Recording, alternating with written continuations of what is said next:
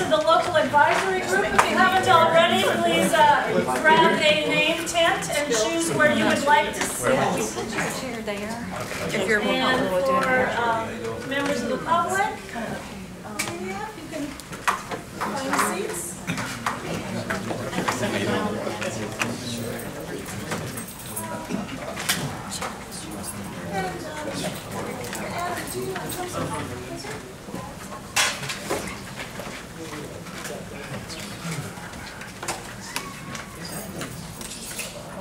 All right.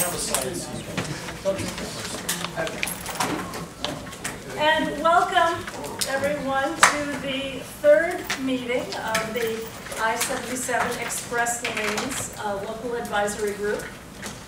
I'm Peg Carlson from the UNC School of Government, facilitating this series of meetings, and I would like to invite Mr. Mitchell. Certainly appreciate all the group members attending again. As you can notice, we have some empty seats. You all are definitely important to your neighborhoods, and that's why we asked you to represent them here. Our secretary is one of those members that could not be here today.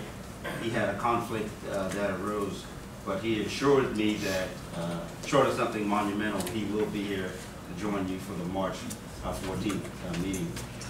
Today, we're going to do some review based on some of the feedback that we received from last week's meeting. We want to make sure that everyone fully understands the project and the scope of the project. We also want to look at the Mercator options and look at those one by one to make sure that we fully understand what those options are detailing prior to doing a deeper dive into the pros and cons of what those options are. So again, appreciate you all attending. I know there may have been some confusion about the venue. We did explore using Cornelius, but when we moved the timeline, that conflicted with a prior event at Cornelius. And so for future meetings, we'll be looking at the town hall as well as other locations in the greater northern Mecklenburg area. So appreciate you joining, and thanks, Pat. Thank you very much, Mr. Mitchell. And yeah, it's all throughout the structure of these meetings being guided by what you all are the kinds of questions you're asking, what you're saying that you're needing in order to do this analysis. So just as a recap for the group purpose, it's to give this important input to the Secretary of Transportation to bring this local perspective on the I-77 Express Lanes project. And so the charge to the group is to analyze the options that have been laid out as possibilities in the Mercator report, add your own thoughts, your own ideas about other options to consider. And just as a recap of where we started in meeting one with that overview of what is the public-private partnership, what does that agreement look like right now, as well as the summary of the project background in the Mercator report. Then the last meeting, last week, the second meeting, was about getting into some more detail about how is the project funded, the cost impacts, some of the approvals that might be triggered if there were modifications in scope. And what you all said at the end of that last meeting is, okay, this was helpful, but we still really need to get a sense of what are some of the basics of what is this going to look like? You know, where are the connectors? How is the tolling going to work? What's the access? And then really saying we want to get into depth in understanding what each of those options looks like, so we can analyze it. That's what today is going to be, really getting into that in detail. And then in terms of projecting where you're going to be going next, once everybody has that foundation and is on the same page with what you have in front of you and what the choices are, then we anticipate that the analysis of the pros and cons of each option is what will really start happening at the March meetings. So let's learn a little bit about who's in the room. I know some of you have been here for all the meetings, but we also have some substitutions. We want to make sure to include staff and contractors as well. So let me start at a different place back here. Hi, Mike Russell with the Town of Concord. Brandon Trigger with Huntersville Chamber. Nice, Cornelius. Mark Brady, Morris South Ireland. Jim Puckett, Mecklenburg County. Pat Coughlin, County Commissioner at Large, Mecklenburg County. Greg Phipps, Charlotte City Council, representing District 4 and representing Ms. Colleen Adley today. Beth Cashin, Town Davis. Louis Mitchell, NCDOT Chief Engineer's Office. Bo Memory, North Carolina Turnpike Authority. And we have others here, I believe, from DOT and the Turnpike Authority, if you all could. Yep, Roger Rochelle, North Carolina Turnpike Authority. Carly Alexic, NCDOT Communications. Nicole Meister, NCDOT Communications. David Roy, North Carolina Turnpike Authority. And then we have members of the RS&H team who are here to present the description and options that you'll be hearing about today. Adam Gosselin with RS&H. Robin Smith-Bachler with RS&H. Phil Schwab with RSH. Thank you. Is there anyone I missed in terms of one of the roles that we have up here? And again, I'm Peg Carlson to help you use your time as efficiently and effectively as you can. We will have places specifically for input for you all as a group, but I also just really encourage you throughout to ask any clarifying questions that you have. That's what this is about, and hopefully it's been structured in a way to really give you the time and space to do that. Okay. Reminder on ground rules. We want to hear from everybody, listen to others' perspectives. A reminder that the ultimate outcome of this group is not that you have to reach any kind of consensus or produce a recommendation. It really is about just providing that local input, including a range of perspectives and things that you might see differently. So no concerns. If you feel like you're coming from a different place, that's fine. And then today, the agenda will include first those details of the project scope as you see on your agenda. That will include access points, direct connectors, the tolling process, and additional features.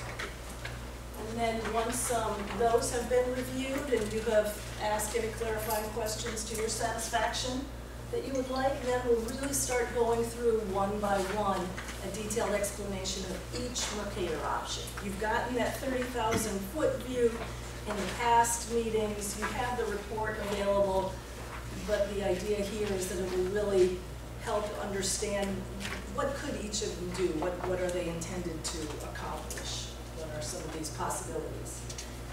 And as we go through that, I will be checking in with you after each option to ask what additional information, if any, you may feel like it's all been clarified to your satisfaction today, but is there any information that you need in order to be ready to analyze the pros and cons of this option at the next meeting? Because that's where we'll be going next. We'll be asking you for your input and thoughts on each of the options going forward. So I'll be going around and doing that check and capturing any information you have as we walk through. And there will be enough time for next steps and wrapping up. So let me check in. Questions, concerns? Do you think you'd be here to do something different than what you've heard me describe? So with that, I will turn it over to Radha to start walking us through the project's current scope. Thank you, Zach. Good afternoon. Again, my name is Radha Krishnan from Pagala. Here, I'm with RS&H. I'm here to provide more information on specific to project scope.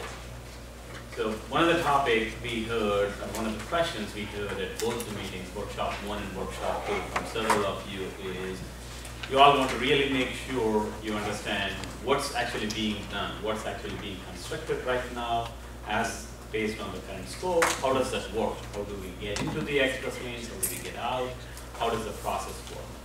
So first, I'm going to talk about scope. When we say scope, what we really mean is what being basically built or constructed as a part of this project. What does this project entail?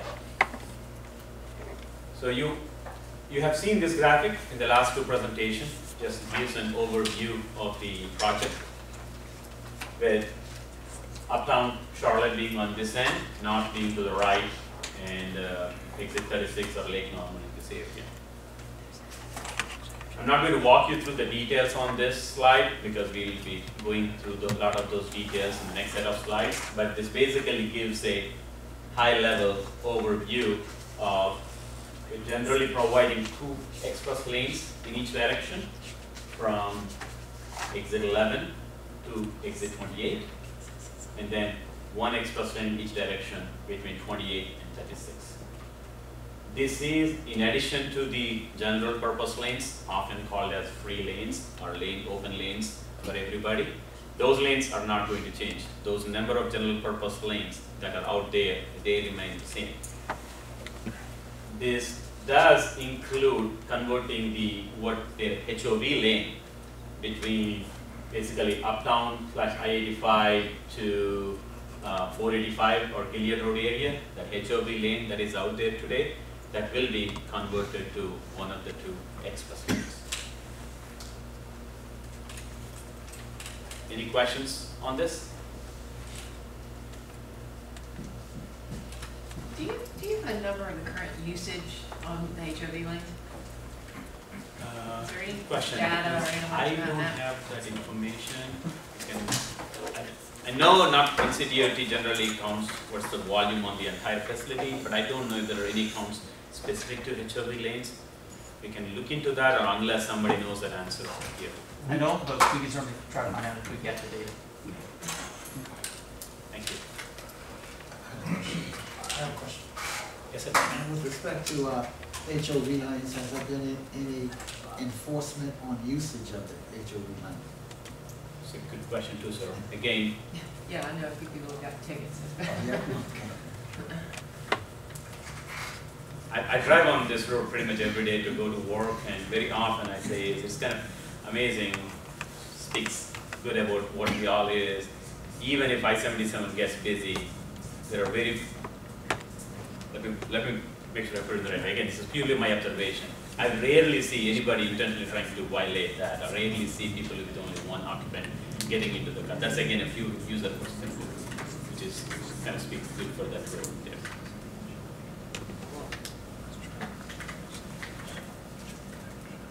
Okay, so the next set of slides, the 3 or 4 here, we're presenting what we call typical sections. These are basically a view or rendering of the plan view of the project. These are different segments of the project.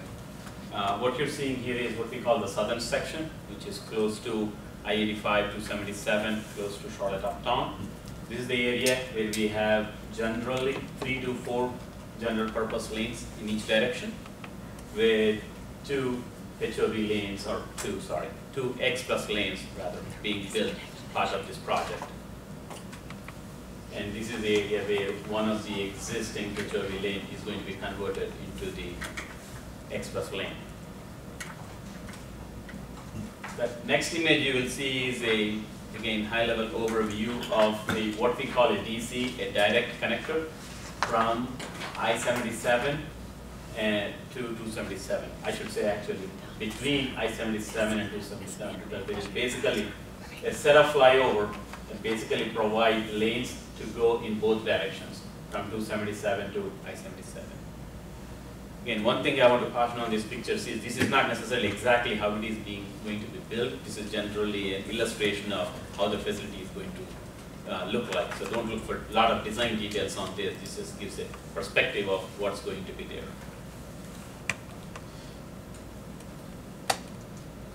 As we go further north, what we call central sections, this is more north of I-85 and south of Sunset. Similarly, you have 3 general purpose lanes each direction with 2 new express lanes in each direction. I'm actually going to zoom into this picture just to show you how the express lanes and general purpose lanes are separated. For majority of the corridor, the lanes generally look like this, where the general purpose lanes, next to them is the express lanes, and then express lanes here the other direction, and general purpose lanes. Obviously, when you're going through interchanges with the existing columns, sometimes there may be more separation in the middle, there may be more separation here, just because we're trying to fit under the existing bridges. But in generally, this is how it's going to look like. Yes, ma'am? And that will stand for the single lane from Yes, 28 ma'am. to 36. Yes, in the next picture you will see that same thing. These are what I call plastic delineators, separated by a small buffer between express lanes and general purpose lanes. And when we are talking about entry and exit into these express lanes, you will see additional pictures that you will show how vehicles can cross from general purpose to express or express to general purpose lanes.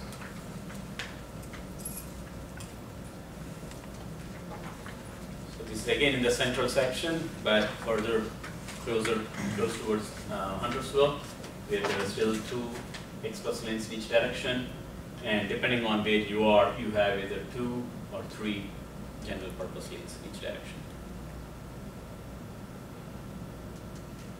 This is the knot, which is what you're referring to, going through the Lake Causeway, 2 general purpose lanes in each direction with 1 express lane, separated basically the same thing. Any questions so far? Okay, so now let's kind of get into talking about how do we get in and out of express lanes, how do we access them. I primarily divide that into 2 parts. One, what we call direct connectors. They're basically ramps, entry and exit ramps that you typically see at your cross streets, except these are direct connectors that are providing access directly into the median. So you can directly go from a cross street into express lanes or vice versa. And the other set is more what we call at grade. That means not with the ramps, but basically you just make a lane change from a general purpose lane to express lane. It's kind of those what we call access points happen like 3 ways. Ingress, that means people are getting into express lane from a general purpose lane, which is basically a 1-way transition area. Egress, basically is trying to exit express lane to get into general purpose lane to access the next interchange or cross street. And then several places there are transfer, which is basically 2-way. You can do both. Now I'm going to walk you through the entire corridor in 4 slides to illustrate where exactly these are located. I'm going to start again. Actually, before I do that, let me actually show you exactly a little bit more detail how these ingress, egress, 2-way transfer would look like. And again, I want to caution, this is just an illustration of this, just to kind of simplify and show it for you all to, so that you can understand. In general, these are basically general purpose lanes, express lanes, and if a vehicle is in general purpose lane wanting to get into express lane, you'll basically have this opening, which some people call a transition area, where vehicle will be able to just make a smooth lane change to get into express lane. And this works in the same way in sections where there are only 2 general purpose lanes or 1 express lane. It's the same concept, where you basically have a new lane for a period to accommodate the transition. You have a question, sir? Yeah. So when you get out, when you're going to move from the general purpose lane to the express lane, do you contemplate any potential for stacking going to the express lane? Yes, sir. So I think that's a great question. What I'm not showing here is these are not necessarily to scale, so you don't really see how long these are. But generally, Roger, please correct me if I'm wrong, but generally these are about half a mile, so a good bit of long to accommodate that potential queuing. And will the express lanes always be denoted by the diamond shapes every so often? Good question. I don't know an answer. You can get either Roger or Adam. It's not required, but it's something we can consider. I don't think there's anything in the pavement marking plans right now that require that. Because I saw some on the subsequent previous slides that had diamonds, so I thought that was a normal routine. Yeah, that's typical for HOV, but because anyone can use these lanes, that's why we wouldn't need it on the paving house mixture. Thank you, sir. Maybe you can put dollar signs. Good. One of the things that you are likely not to have any stacking as you go from general purpose into express lanes, because express lane tolls rise and fall such that it keeps from having too many people in the express lanes. That's one of the design pieces. So the express lane is almost always, by contract, going to be moving no matter what. And when you get to the next slide and you're coming out of the express lane into the general purpose lane, that won't be the case. But going in, by design, there's almost no stacking. Coming out by design, you're almost guaranteed stacking. Well, not by design, but practically. Thank you for the input, but the design detail that I was talking about a half a mile, applies to this also. So you have that distance to accommodate that smooth transition or potential stacking, if at all that's needed in that area. What are you going to do if the general purpose lanes are stacked already? I was going to say that assumes that the general purpose lane is not stacked more than a half mile. I can tell you, currently there are 4 miles, so if you take 20% of that off, you're down to 2.5 miles. So you have to have a 3 mile long transition, not stacked. And correct me if I'm wrong, but if the person's coming from express to general, they're probably looking to get off an exit somewhere. Right. So now they're going to come across 2 to 3 lanes of general purpose lanes, which are already stacked, to get across. And then how far would that point be prior to an exit? Yeah. Question. I don't have those design details, but again, depending on the number of lanes, and actually you will see some of that in the next set of graphics. I can't give you exactly how many feet that is, but I think I can say that what you call potential lane changing is kind of taken into consideration before it was decided exactly where these locations are, so that you can make that lane transition smoothly.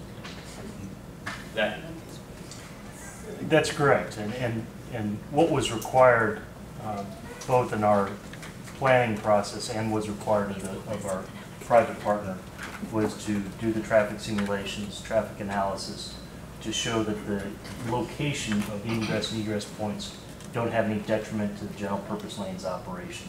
And so that analysis was complete. Locations of those ingress and egress points were shifted north or south to better accommodate that analysis and in concert with the local planning officials. So will we have that detail here, where they are specifically? You do, sir. Okay, I'm sorry, I'm interrupting. No, that's absolutely fine. But only one thing is, again, what we are showing is more illustration. Sure. So they may not be necessarily to scale. Right. Yes, you will see some of those details. And if you need more detail, we can certainly get them at the next meeting.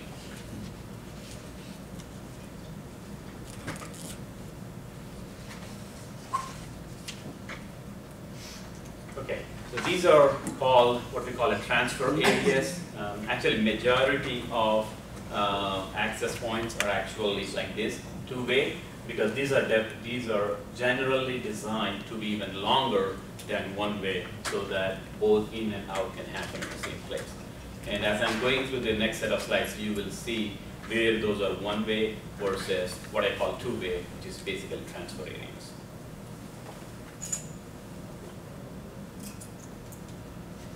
Okay, so these are the 4 slides that I was referring to. Basically, I have 4 slides to walk you all through along the entire corridor to show the number of general purpose lanes, the number of express lanes in each segment, and the location of those access points. As I'm going through them, just like how you're doing, please feel free to pause me and ask me questions so I can just clarify those. So we're looking at the southern segment. Yes, you have any question? Yeah, sorry. This one is basically from exit 11 to exit 13. And in terms of general purpose lanes, we have 4 general purpose lanes in each direction. And we will have 5 general purpose lanes in each direction. One thing I want to clarify is the number of lanes we are presenting here is what we call like the through lanes and the what we call auxiliary lanes. Those are the lanes between the ramps. Very often you have a ramp that's coming in and kind of merging into the another lane in quarter mile or half a mile. We are not showing those lanes. We are just showing full lanes between interchanges or going under the bridges, if it makes sense. In theory, you could get on at 11 and drive all the way to 13 just on the on-off ramp, essentially. Because you're saying it doesn't merge into the general purpose, it stays a lane. Oh, okay, well, so you can go from 11 to 12. Yes, so there's one lane that it gets added here and gets dropped here. From 12 to 13, but you don't have to get into the general purpose lane to go from one exit to the next. Okay. And those are the lanes we call auxiliary lanes. Right. Just helps. Gotcha. So now express lanes, basically 2 lanes in each direction.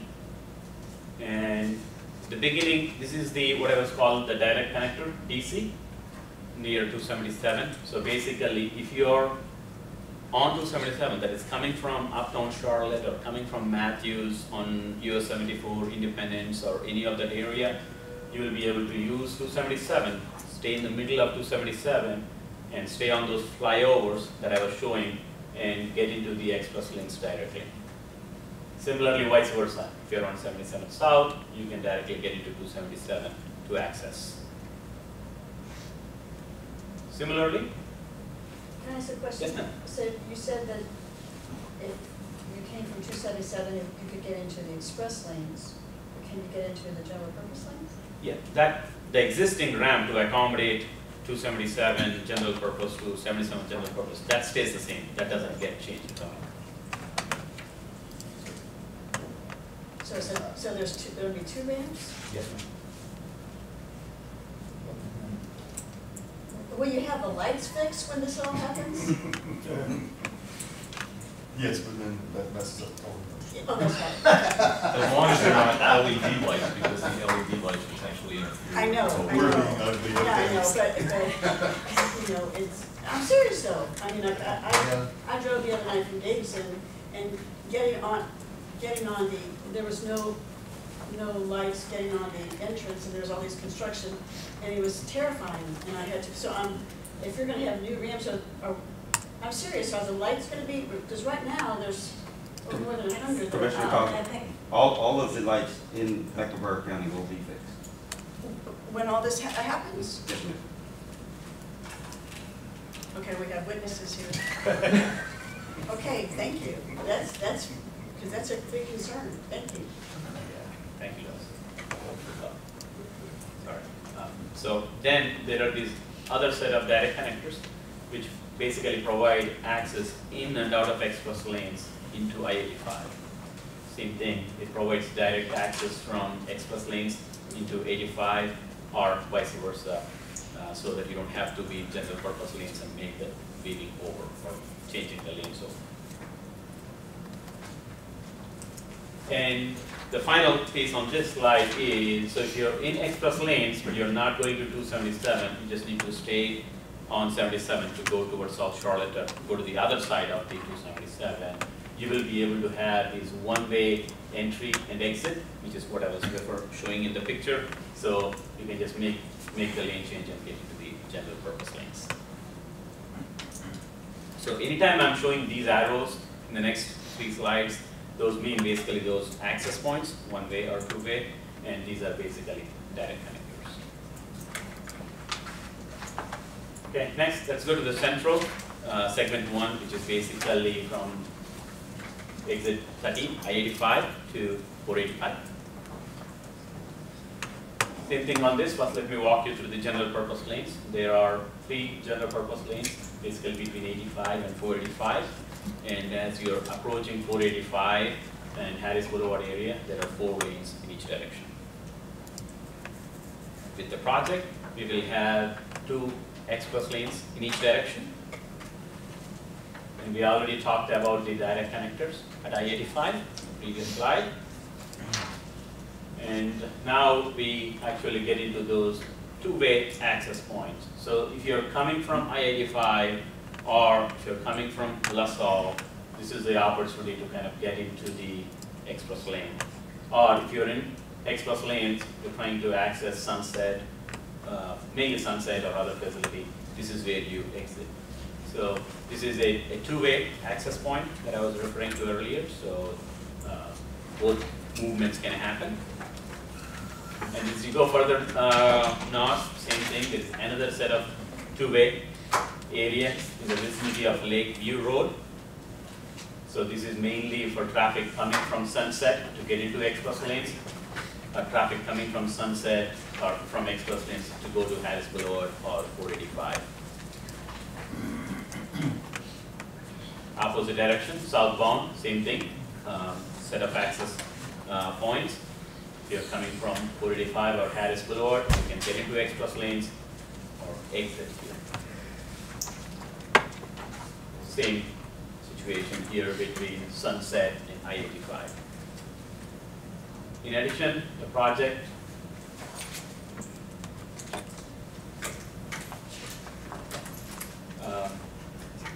it includes a set of direct connectors, basically ramps from in the middle, from Lakeview Road, from the bridge of Lakeview Road, to connect to and from express lanes in all directions. So there are a total of 4 direct connectors. One I showed you at 277, one at 85, one at Lakeview. You will see one more on the next slide at Hambright.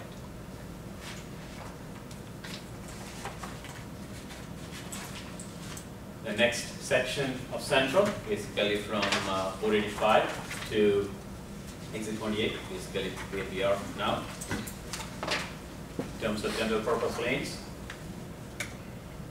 you have 4 lanes in the vicinity of 485, and as you enter between exit 23 and 28, you get into 2 lanes. Opposite direction, same thing, you go from 2, we get a new lane added in the vicinity of Hambright. And talk about express lanes. 2 express lanes in each direction. This is again the first set of access points that provides access if you're coming from 485, you're trying to go to Lake Norman or further north, you get to use, or if you're in express lanes, you can exit here. Same thing between Gilead and 73, Sanford Road. And between exit 25 and Catawba, actually there are 1-way access points. That means you will have an ingress point, and after a little bit distance, there are say, egress. So this is one location. They are not together. They are separated. And I'm assuming there's no direct connects north of, let's call it 20, exit for 19 and a half. Is that a numbers game? Why is there no direct connect servicing exit 20 and north? So the direct connect scheme, so the direct connects north of 85 came to the project in the form of bonus allocations. And so the locals prioritized that and asked that that be included in the project at both Lakeview and Hambright. Meaning, had they decided not to use their bonus allocation, there would be no way to get directly onto the toll lane. So given the local funds for roads, half of those funds that were a bonus essentially have to go to the project to make the project usable. Just for point of opinion.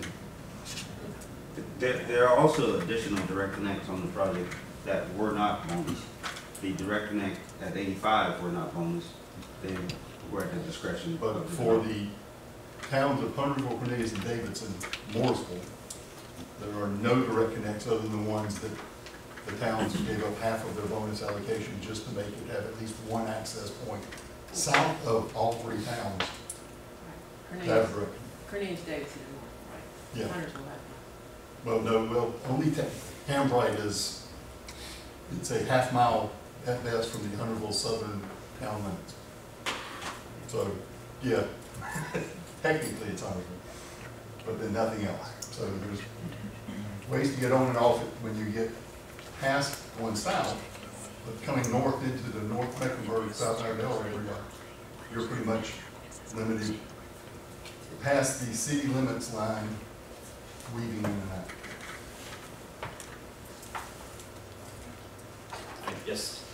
Just for information, one thing I want to add, and again, anybody from Pike, please chime in if I misstate or if I want to add anything.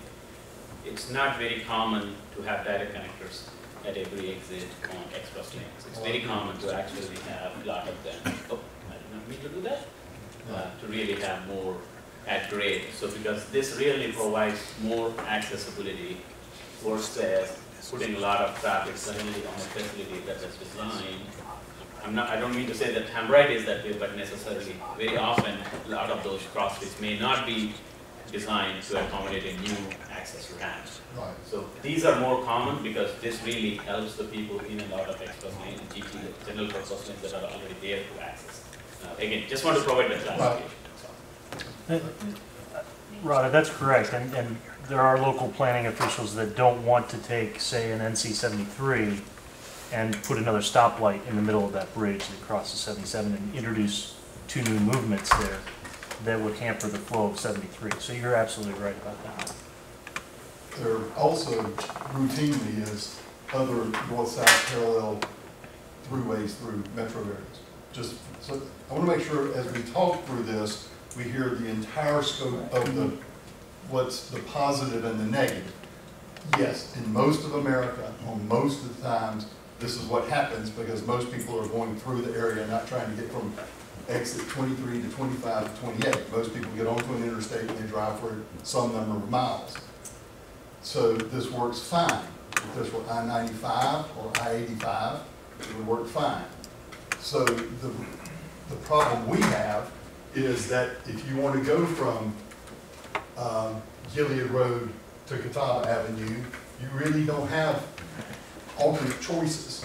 So you are forced into that. So, you know, again, for me, the problem with this is a standard plan that works most places, but it doesn't work real well where you have three towns and this is their main street and a lake to go across. So Mr. Bucket, it sounds like this will be exactly the kind of analysis and thinking through advantages, disadvantages once we get especially into the March meeting. And I don't mean to dominate, but at the same time, as we hear this, I want to make sure we fill in our perspective of some of the problems because this is a standard trying to fit into a non-standard area. Thanks. Thank you for the feedback. Okay, so I guess I accidentally animated the next set of access points, but it is one between 25 and 23.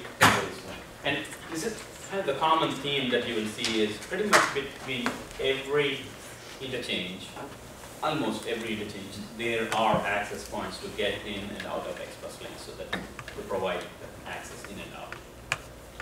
One question I have. From a design standpoint, you know, we know that the express lanes are built just to carry passenger cars. The direct connect ramps, are they built to the same standard?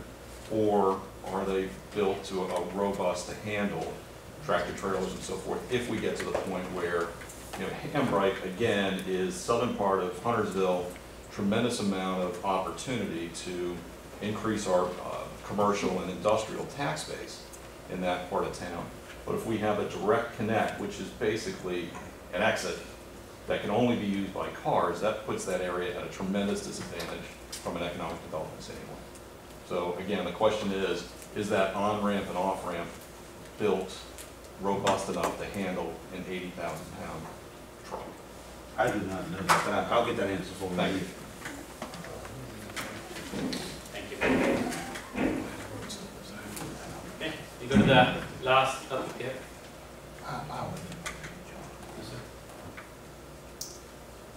I just wanted to know, well, I know we're gonna, with this comes online, we're gonna be introducing another, I guess, a different way of traveling on I-77. Is there gonna be any kind of link or anything available to the public so they can visually see how it's supposed to work, you know, conceptually? Because I know when we introduced even a roundabout, you know, in the university area, people didn't know how to use roundabouts, you know, so they were confused on how to enter a roundabout. So this seems like to me that it could be confusing with all of the egress points, ingress, and getting down to the you know, other lanes and such. But will there be any kind of link that the general public will be able to preview beforehand to help them try to get a visual of how to navigate I-77 once, you know, before it starts? Or is there any plans to do that? I can add what I know, or I mean, I believe on the website there is a map that kind of shows this, and also there is at least one, if not two, videos that kind of show how the expressways work, how the tolling works. So that's. I understand they're already on the website, but anything you all want to chime in, please. Here, if I can say, it is for, is that, it's our expectation that something like that will be produced so that way folks can understand it. We've typically done that on our other projects, and I think we can work with the developer here to make sure that that occurs here as well.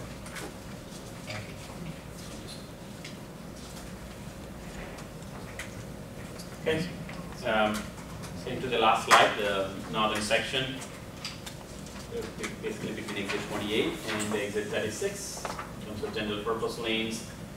Generally, there are 2 lanes in each direction. However, there are several places there are those auxiliary lanes providing access between interchanges.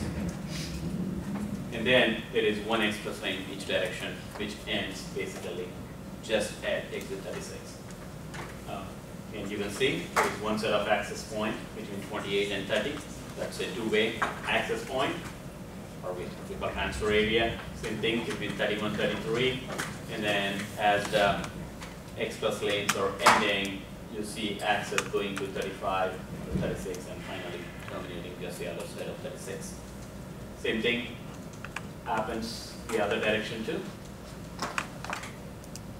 You have entry, basically whether you're coming from exit 36 or 35, or you have 2-way access points between 33 and 31, and finally between 28. So that's a high-level illustration of really where these are located in terms of the plan view of access points and how they look like. Yes, sir. So from a safety standpoint, you know, we're going over 2 causeways between 28 and 30 where we have these weak points, and then again between 31 and 33. Yeah, again, we only have 2 general purpose lanes in either direction through there. What is the width of the roadway, and is it, you know, is it tighter than a normal highway? Understanding that there's a certain limit as to how wide these lanes can be. That's number 1. From a safety standpoint, I'm concerned. And 2, what is the thought of our emergency first responders in Mooresville and Davidson that will have to clear traffic accidents on that stretch of roadway? Because again, we're jamming a lot of cars and trucks through a very narrow point through there, and we're having these weave points in and out. It's just a safety question, a design question. But Mr. Russell, actually, there's a net gain in pavement across the causeway when you look at what exists today and what will be in the future. We're adding a lane in both directions. So We're adding a lane and we're retaining the existing outside shoulder that's there. Okay. The other part, and Commissioner Cashin had this last week, that separation, those are flexible delineators. Okay. And so in the case of an emergency event, an emergency vehicle can access the HOT lane to get to an accident or situation. Thank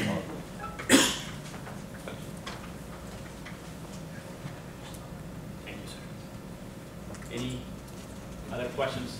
So, going back to the last slide on this. Any more questions for me before I hand it to Phil to talk about other elements?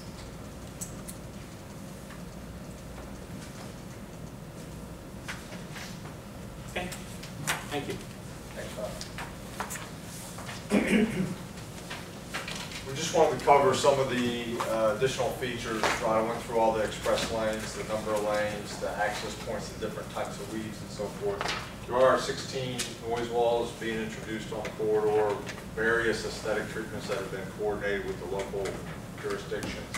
There is also a good amount of landscaping. They have a $2 million allowance that's been prioritized over the jurisdiction. That includes large trees, small trees, and wildflowers. Pavements being rehabbed in areas, bridge rehabs, again, upgrades to the street lighting and interchange lighting, and it's planned to all be on by opening for sure. So on the tolling side, Rada pointed out all the different segments. So it's a segment-based toll. So you're going to pay for the segments that you ride in the express lanes on. And it's dynamically priced. So they're going to look at the demand on the facility and trying to maintain that reliable travel time to adjust the toll rates throughout the day to accommodate that. So the toll rate's going to be displayed in advance of an ingress point so that you can make that type of decision on whether you want to go in or not, or whether you want to stay in the express lanes or not. There'll be openings at every segment, as Rada pointed out, to get in and then also have the option to get out.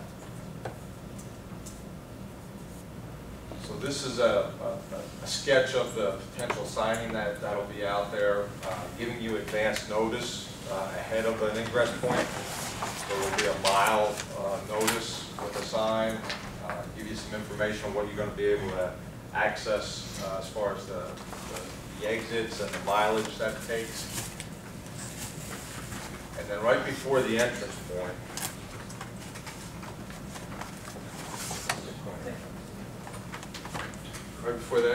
you're going to get the toll rate so that you know when you get in what the toll rate would be charged.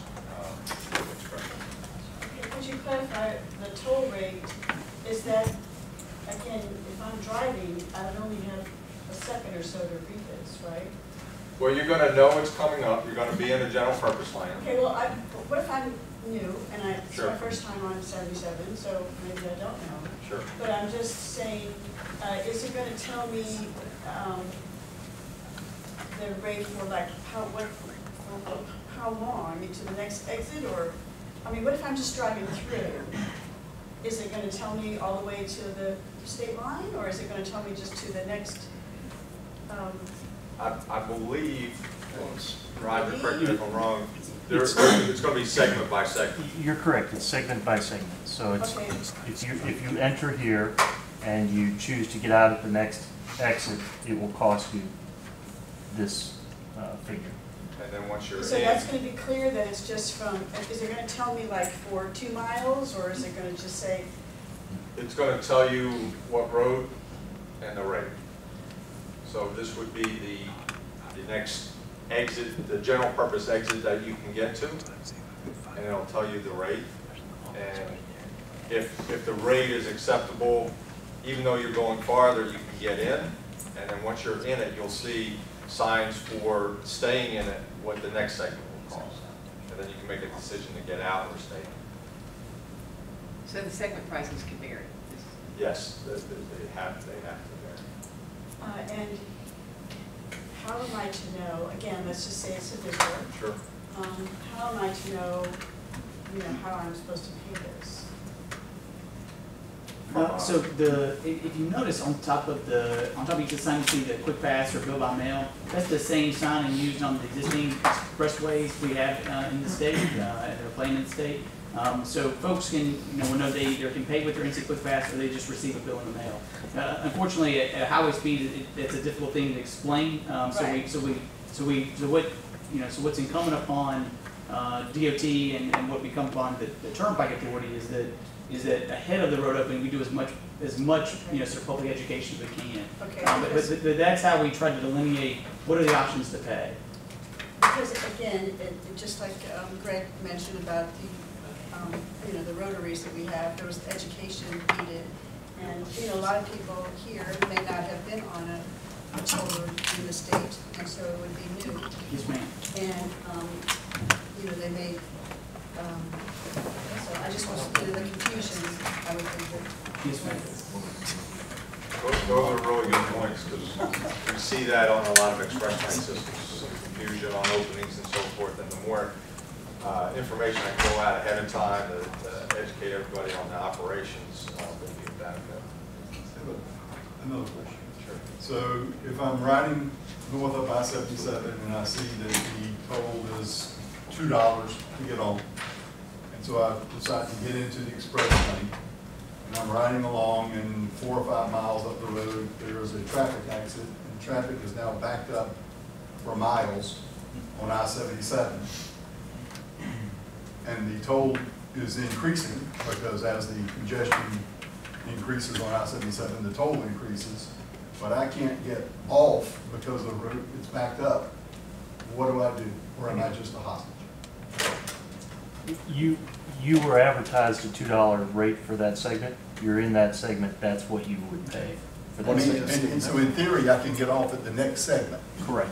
If the next segment is backed up for 4 miles, so there is physically no way to get into the general purpose lanes, do I stop on the express lane so I only pay my $2, or am I forced to go further at a rate that now may be $10 until we get past the accident? You would never be forced to stay in the express lanes. You would have to, if the general purpose lanes are backed up because the accident, I'm presuming, is in the general purpose lanes, then you would wait there to get out of the general purpose lanes. So you would wait on the toll lane?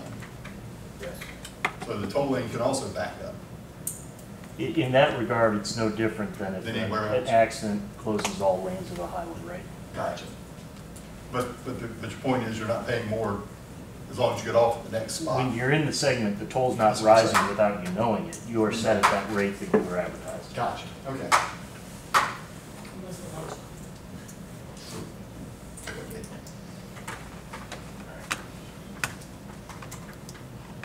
So as far as the collection, NCTA is going to facilitate that collection of the tolls. And you can pay by quick pass or bill by mail. And on the approach, it's going to be HOV3 with the transponder gets to ride for free, and then the transit vehicles, emergency vehicles, and motorcycles also are exempt vehicles or ride without a toll charge. And so people who live here would normally buy a transponder, correct? If you're going to be using it daily?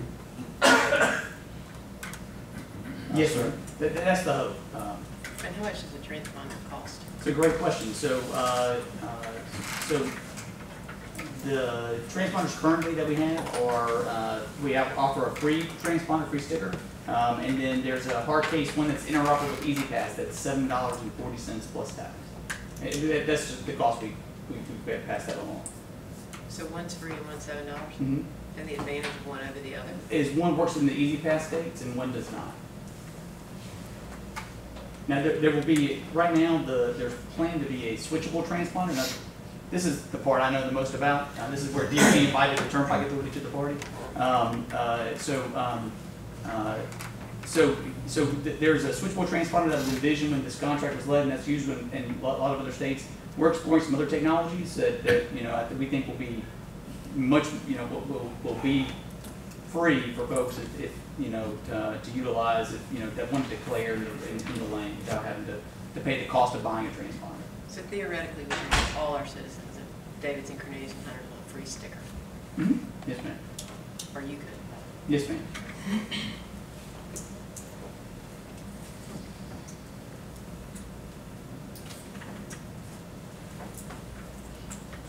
So now we want to get into some of the details of the options to make sure that they are clear.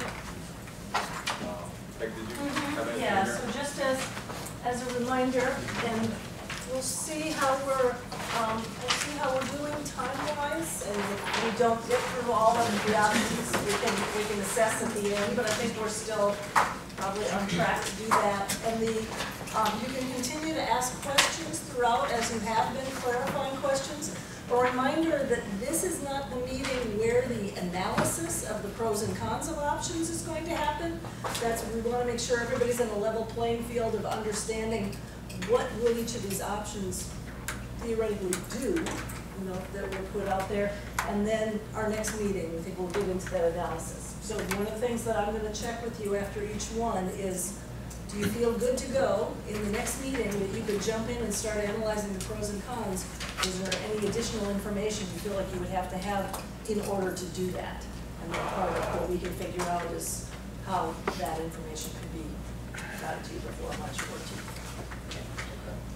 Bill, if we're gonna talk about what we might need based on what we just heard, there's a couple of that, I didn't know if you wanted to take that out. Yeah, I can, sure. If I would like to have more granularity into exactly where the egress and egress sites are, and how long they are, because I think we have to have some, in reality, we've got to look at what the current backups are and whether that, how they interact with that. Because somebody, well, okay, I have another question. If I remember correctly, the estimated amount of capacity that will come off the general purpose lanes at full use of the toll lane is 20%. Is that accurate or inaccurate?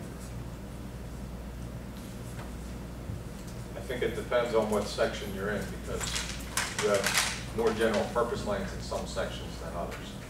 So you have 2 express lanes that can carry a certain number of vehicles, and that would be the potential that you could siphon off of the general purpose lanes in those locations. Okay, that was, I think in general, that's a good percentage to use. It's going to in fluctuate. the southern portion, when you get into Charlotte, there are 3, 4, and in some cases 5 general purpose lanes. I would contend you're right, there's probably not going to be as big a deal. When you get north of Hambright Road and you start to enter into, well, north of Gilead Road and you enter into 2 general purpose lanes going, because that's what we're talking about. So it's a fair assumption to say the maximum amount of capacity that will come off the general purpose lane would be 20%. Meaning whatever current backup we have, we had a 5-mile backup, it would become a 4-mile backup. So where those points to get into and out of the general purpose lanes, particularly into the general purpose lanes, you know, the granularity on that I think is important. If it's 2 miles south of Gilead Road and we're going to have 3 to 4 mile backups, then that's not very useful. If it's 4 miles and we have 2 mile backups, then that's good. Yeah, I would like to point out as far as how traffic and the level of service that you see out there functions. A 20% reduction in traffic could alleviate a backup altogether. It doesn't just cut the backup down. It's non-linear. It's very non-linear. Okay. Traffic's funny. Once you get to a certain brink, you have failure. And removing a small percentage makes a big difference. In some cases. But I think what we can absolutely do is come back, and so with each of the ingress egress, how wide that is, you know, what that looks like, and whatever analysis was there, then we can provide that. Okay. So did I capture that correctly? For the specifics of the location? And what you think it is Kurt did a masterful job of explaining the linear part of it up in Mooresville. So I get it, but but I'd love for us to kind of see exactly where that is, or at least see the data on it showing that it makes sense. If we could get a 20% increase in capacity, we would solve, as the gentleman says, a lot of our congestion problems, because that's the backward bending curve, right? We roll off the right side of the backward bending curve, and off we go. There's an equilibrium, because if you get traffic moving, then nobody's going to use the toll lane, so the capacity goes down. But then traffic stops moving, so people go into the toll lane. So it's basically it's going to iterate until it finds that medium. I think I don't know. Maybe the number's more like 5% to get traffic moving. You know, at the target speed of 65 miles an hour. In the general purpose lanes? Target speed is 65 miles an hour in the express lanes. Yeah, that's what I'm talking about. So what I'm looking at is not the target, the reality in the general purpose lane based on whether you can get, how you can get in and out of the express lane into. That's the number. So are there any other additional info that you have identified at this point that you know we would need before you're ready to go on to hear about each one data rush? Okay, that is ready to go on.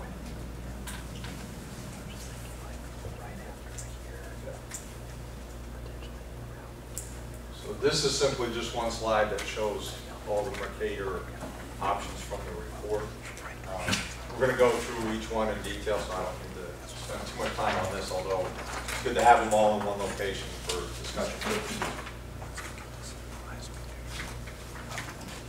So the first one is requires termination of the CA and complete the express lane project by using public funding and financing as it becomes available. So we're looking at a contract termination during construction, and that NCDOT will complete the construction with no change in scope. So this really keeps the express lanes exactly how Rada had indicated, but then they're going to complete the project once the public funding or financing becomes available. So the timing of this is not clear. And of course, since they terminated the contract, NCDOT will maintain and operate the facility, including the total express lines. This is option A. So this option is very vague. Well, it's really funding and financing becomes available. Yeah, it's stuck in the queue again, isn't it? Well, I think that's some of the things we're going to hopefully talk about next time, and I think DOT is working now to be able to answer that question when you come to the March 14th meeting of what does that mean, right? You know, where would the money come from? You know, how would that work? I think the hope for today is to make sure that everyone's clear on that we have a clear understanding of what each of the options represents, and then so when we come next time, when we start diving in, you know, we're coming from a point where we understand what each of the options may entail. Yeah. So every option will have different challenges and so forth, but we want to make sure that's clear that this option keeps the scope, just as Rada pointed out, it's a total express lane system, but you're really terminating, you're getting rid of the P3 contract. So that's what this accomplishes.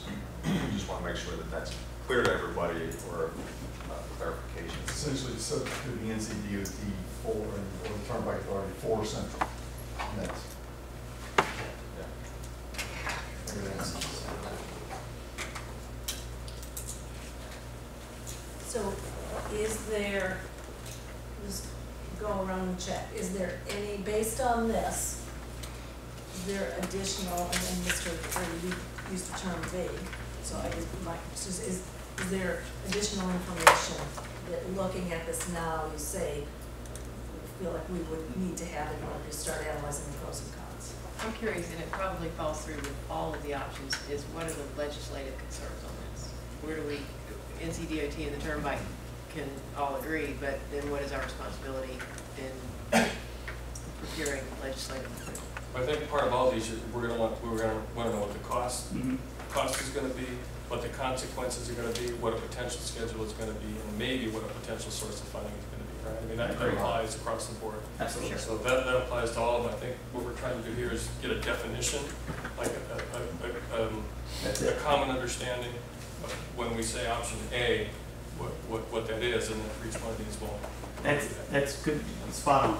Spot on. So for option A, then, is there also an option like A.1, which is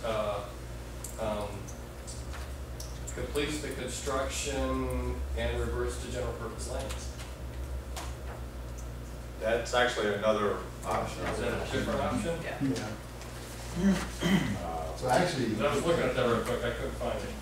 and I'm sorry, when I asked the question a minute ago, the question I asked and the answer I got is probably why I asked the question. Option A is to tell Centra, in theory, if we decided today they're canceled, pick up your stuff and go home tomorrow, is option A, without completing the construction. We then will complete the construction and go forward. As it becomes available, as funding becomes Right, available. so I mean, that's what this is. This is just stop and go home. Right, but the construction you complete would be exactly how it is. Okay, that's what I'm saying. Okay, well, It's the scope. Is there anybody here that thinks that's wise? I don't. So That's there's what I not, meant by the word vague, because it's what it looks like. So I appreciate that's the one end of the waterfront, but there's no need to spend any more time on that. Because we admitted that under any circumstance, that's probably the most expensive option there is, right? So. But that is Okay, But well, that is option A, so yeah, understanding what each of these options are. I move that we forget about option A as outlined. Now, Well, that's and- not to say that Kurt point design in A1, which is, and we'll get to that. Yeah, and it may be that the analysis of some of these options isn't gonna take you very long. Well, And others may go into detail, but I think one of the things the secretary is asking for is Other options. for each of, for you to. yeah, or a hybrid or something like. Right, what right. we Absolutely. put later. Yeah, actually, I think there may be value in understanding the cost of terminating during construction and terminating after construction. And if there's a material difference between those two, you know, that makes the case stronger for one option or another. Not to lay more work on you guys, but. Yeah. You know them all, don't you have all your favorites? Fair enough.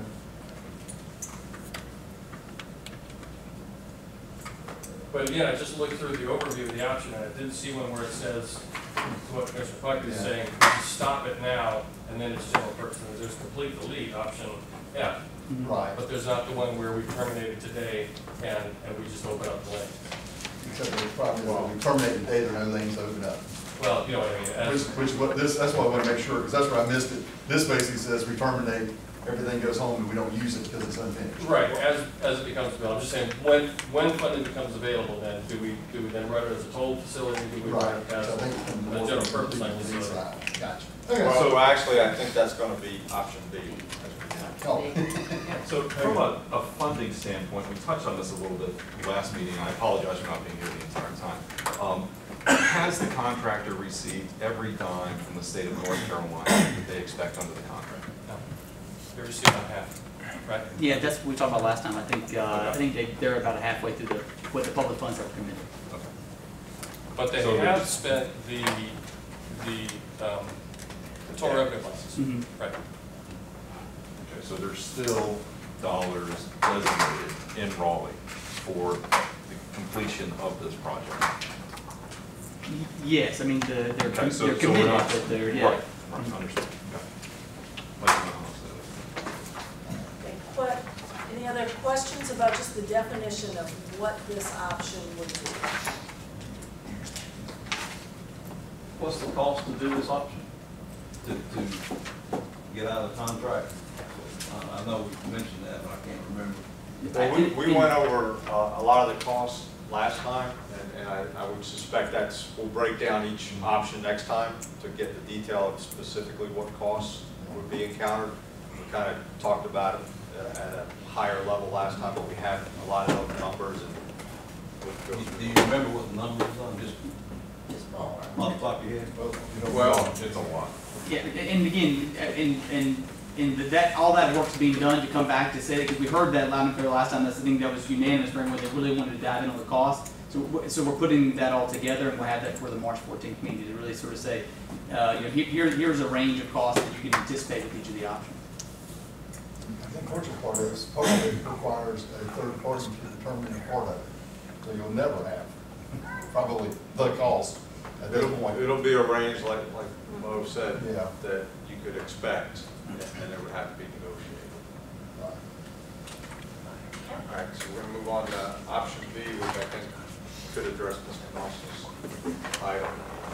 This is terminate the CA and allow for CRTPO to determine whether the express lane should remain or whether you're going to be looking at a different type of project in the future, depending on what your resources are at the time. So again, this terminates the contract and construction stops.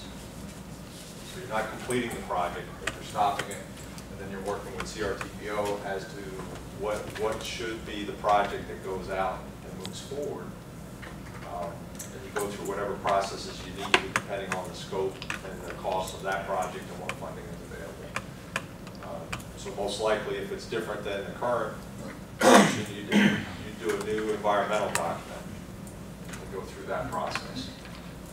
And then you most likely have to go through STI prioritization process for this. I'm struggling with the verbiage on this. Yeah. It's extremely nuanced between this and the last one. Right, and allow CRTPO to determine know, if we're making a recommendation, here's what we'd like CRTPO to do, if it comes to that. So I think they would want to know the choice. I don't know, this seems very circumspect. They would want to know, here's what we like to look at, which is replacing the project with general purpose land, so then you have to do the BAN and all that stuff. How this becomes available. This is even one step further removed as far as the vagueness goes. When financing becomes available, when CRTPO decides, it makes up its mind, and then we'll start figuring out what financing is available. So. Let me see if I can clarify between 1 and 2. I think I got it, or A and B. A is cancel the contract, and then when the money becomes available, finish the contract as currently designed, same scope and everything. B is cancel the contract immediately. When the money becomes available, have a discussion about whether we want to continue the way it is now or do something different. So that's the difference between I think B is cancel the contract and go to CRTPO and ask them what they'd like to do. Yeah, which is a non-starter, obviously. That hasn't worked so well. No, it hasn't. So yeah, you're getting to where I was going, but yeah. The CRTPO, kind of gives us the creeps because they're not on our side. So because it's the way it's formed, the advantages to the city of Charlotte, and so they haven't been supportive of this. So that doesn't sound like an option. So I recognize that it's tempting for folks to start getting into analyzing whether these options are viable or not, which is completely understandable, but I just want to check that what these are the definitions of what the options were in the Mercator report. So it's not saying you should do this one, you shouldn't do this one, just making sure everybody's clear that when you start to analyze those, that everybody's on the same page. But I think what we're hearing is the option to cancel the contract and go ask CRTPO what they want to do is not a good option. No, that's not a good option. Right. No, that's a non-starter. And so do you need any additional information about what this one would mean or involve before you're ready to analyze it? Well, sure, we'd have to go back and figure out what CRTPO is inclined to do. Well, that's we know. no, actually, I think the question is, he said, do we have to go back to CRTPO? Yeah, or is there an option to do that? Can we avoid that? I don't know that we've ever gotten. Or instead of asking permission, why don't we tell them what we think they would like to do? And this is where I go back to sharpening this to the 8.2, which is cancel the contract and let it sit until we can have the finances with general purpose lanes, and then go to CRTPO and say, you guys can vote on this or not. This is like one step removed. Allowing CRTPO to dictate. So the question I heard is, If we're going to be deliberative here, and we're going to make a recommendation, why would the recommendation be go ask them what the recommendation is? Right. yeah. And just going back to what the purpose of this group is, I don't think it's not in terms of saying that your charge is to deliberate and provide. Well, no, but the issue becomes is we are here because it's for community buy-in, and we all have to be able to go out because we live in the community and say, here's what we recommended and why, and our experience with CRTPO has been less than advantageous to this area. I just wanted to check, because I think it would add an extra level of what it is this group is expected to do. I don't think that's I think it's important to, I think it's important to understand what happens after we come up with a recommendation, because there are some, we're in uncharted waters, I think, from a legislative and funding standpoint.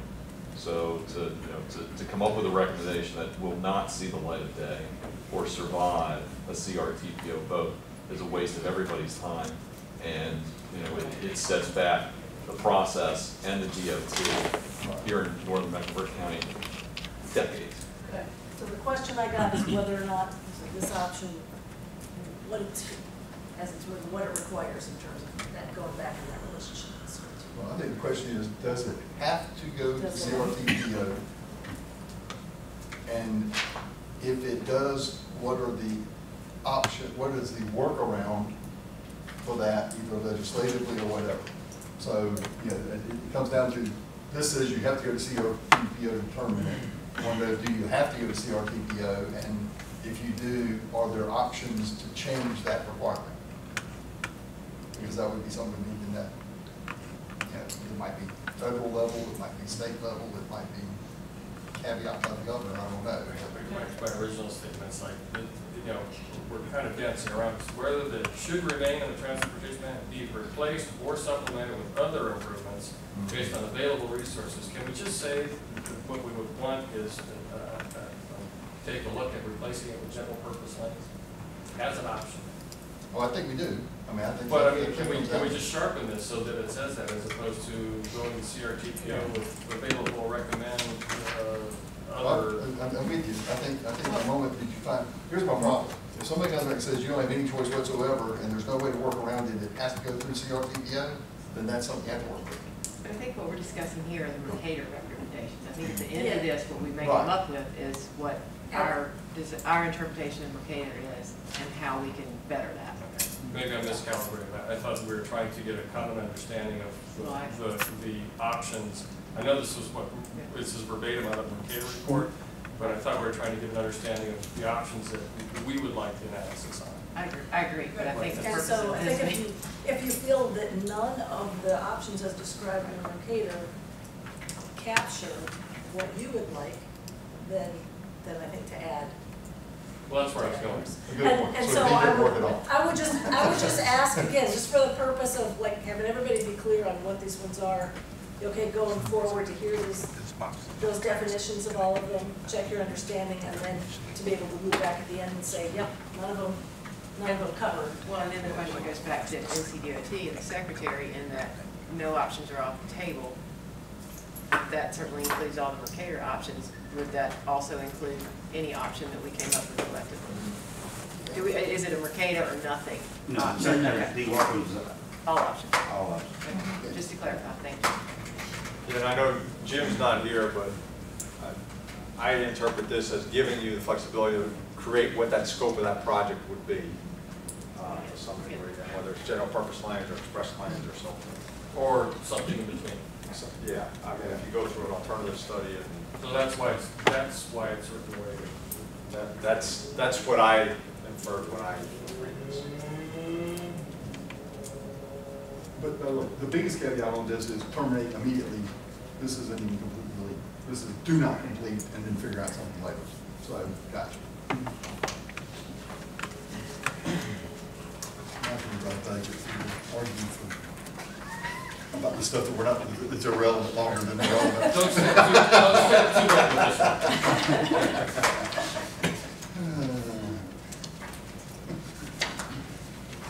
Okay, yep, go ahead. All right, so option C had several subsets to it as far as negotiating modifications to the current contract for scope and terms. We're going to go through each one in detail, but this is just a summary of them. So the first one would be deferring or eliminating tolling of certain lanes. So in the report, they specifically called out for a modification in the areas of exit 23 to 28, where it's currently, and you saw from Rada's sketch, 2 express lanes and 2 general purpose lanes. One of those express lanes will be converted to a general purpose lane, so they had thrown out the idea of doing a 3 general purpose lanes and 1 express lane in that area, a conversion. The general purpose lane, since right now the pavement design is being designed for passenger vehicles, you most likely would have to put some type of heavy truck restriction on that lane. So the developer will complete the construction with this. This is with the current contract. You would work out a modification. The developer is going to maintain the entire facility. And we were just looking, I know the Mercator report had the exits 23 to 28. Are there other variations to this that should be looked at or considered? Yeah. It would be, because if there is a toll lane across Lake Norman, nothing else works. And this would still provide 2 general purpose lanes across the lake and 1 toll lane, C1, correct? Yes. So, for me, well, that's the thing. This one, if you extend that from 23 to 30, then, you know, it may be workable. Or it's at least worth keeping on the piece of paper. Well, you have the 2 total lanes drop out, basically. Or you got 4 total. So if you did it to 30, then you got one section where you wouldn't have any express lane. Right. You'd have, yeah. You'd have, well, So that's why they stopped it at 28. that's what I'm saying. This maintains the total lane across the lake. And I'm saying, just for me, I think that's a non-starter. So help me. So what you would have is basically there would be no toll lanes north of exit 28. So this would keep toll lanes. Well, no, I Right, understand, but the but other what we variation. want, but our variation is toll lane Right. stops at exit 28. Right. Well, actually, toll lanes, right. Right. Right. You can merge into Fort Worth. I'll give you a mile to squeeze. All right. Are there questions about what this particular option means, or other variations that you would like to propose consideration for part of what the RSNH team will do is come back with what, what that might look like, what the cost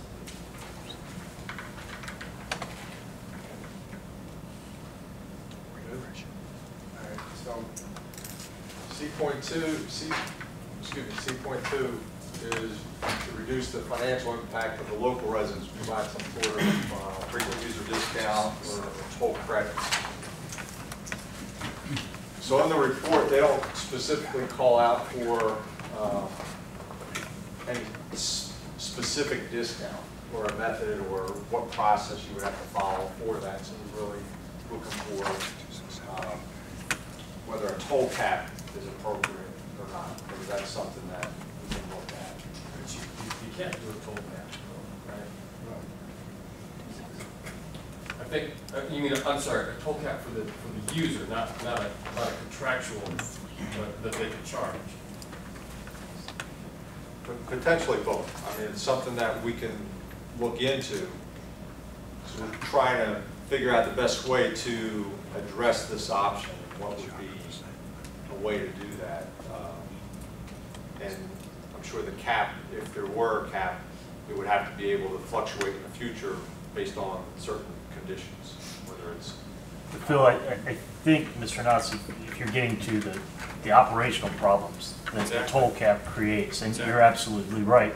I think the point here is that we don't want to eliminate any option because it is problematic. It may be a tougher hurdle, but we don't want to eliminate any option at this point. Yeah, the way that I read this, and I guess why we're having the discussion, is this is more like a subsidy, a taxpayer subsidy for frequent users.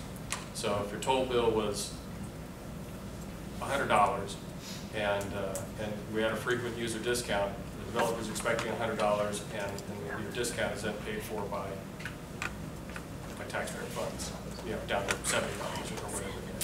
That's what I thought this was talking about, not an actual, to your point. Or Roger, it's compensation to the developer to allow that to happen either way. Right, the money's got to, come. But the point is that operationally, you got some issues there when we start to get that. For me, and you take discount, I think Kurt's right, I'm not really sure if I want to subsidize it because then I'm just paying for it again.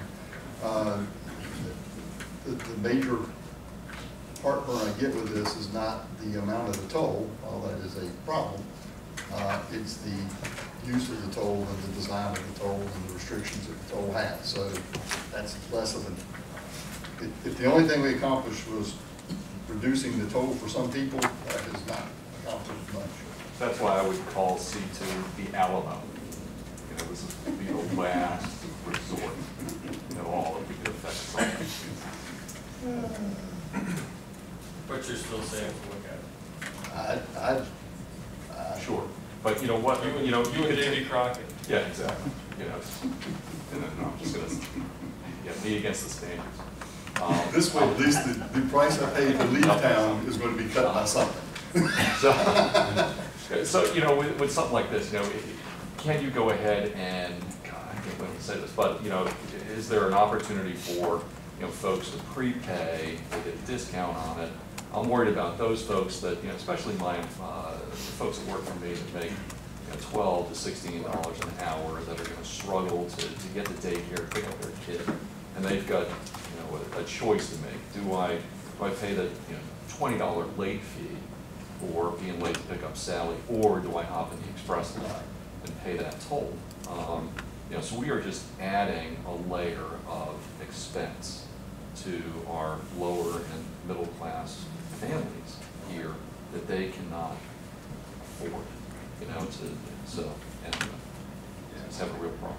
The design kind of forces them to make So that are with that, I mean, I think that's a great example of focusing on interests for taking positions. So if the interest is really the idea of trying to reduce the financial impact on those who may be at least able to afford it, are there other ideas that you have? So what I hear from the group is saying, yeah, not sure if this really addresses what you see as the most significant problem, but you would want to look at it as one possibility. Are there other ideas for reducing that financial impact that you would want the team to explore? Well, there's another interest, and that is the taxpayer.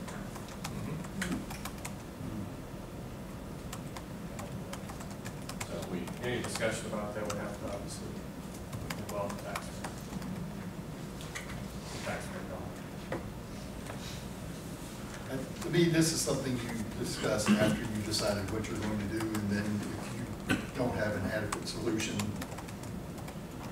for the design piece of it, then you start to just say the best I can do is try and lower the impact economically. Essentially, you're doomed. We're just going to charge you less to be doomed. So I would delay a whole lot of talk on this one until after we kind of fleshed out the other ones. So don't spend a lot of time doing extra analysis on this one right now. At the moment. But that's just me.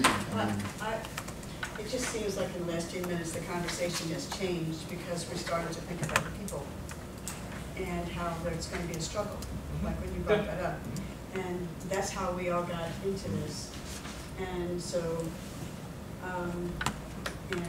you know, as you have talked to, as Kurt has talked, I've thought about people that I know up here that, you know, they're terrified.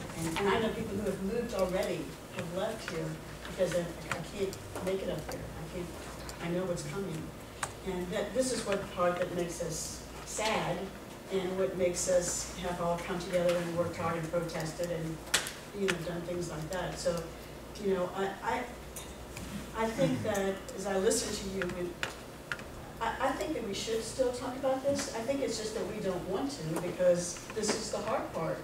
Because we're talking about our neighbors and people we know, people who work for others, and that's the part, senior citizens, that, you know, we hear from, and that worries us. And it's, again, we also have everyone up here realizes as they drive around that this area hasn't been fair.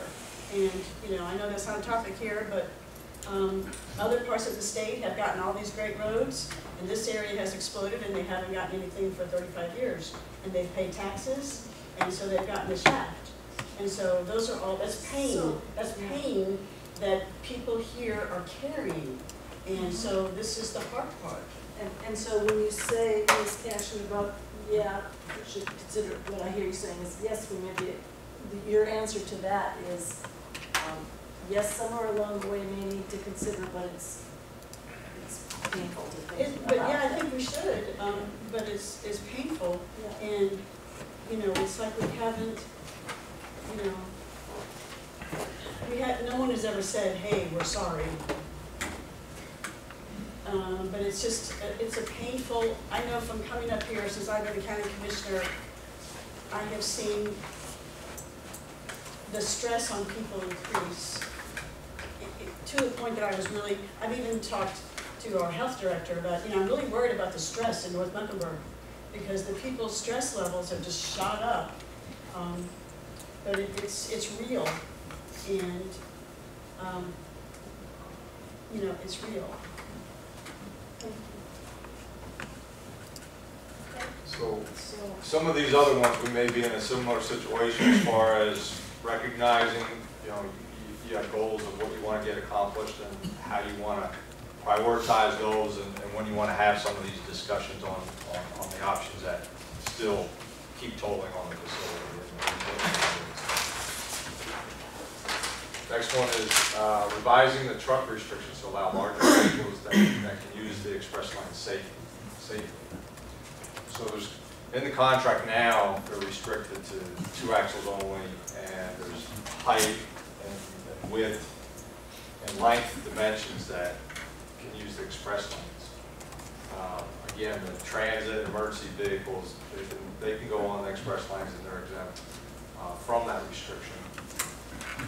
Mercator had suggested maybe a change in the vehicle type of more of a gross vehicle weight, as far as the restriction that may allow more vehicles to use the express lanes. Some box trucks or maybe even trailers with trucks. So quick question, why is there a width and height restriction in the express lanes? That's a good question. The width is basically oversized vehicles, and the height, it's taken from a different part of the country where that was an issue, but it really doesn't speak to anything material in this contract. It's predominantly the length. So why does that matter with respect to the construction of the road? Isn't it a weight issue on the road construction? So the pavement design, there has been a lot of talk about the pavement design, and there is a minimum specified pavement depth, regardless of what their projected traffic levels are on the corridor.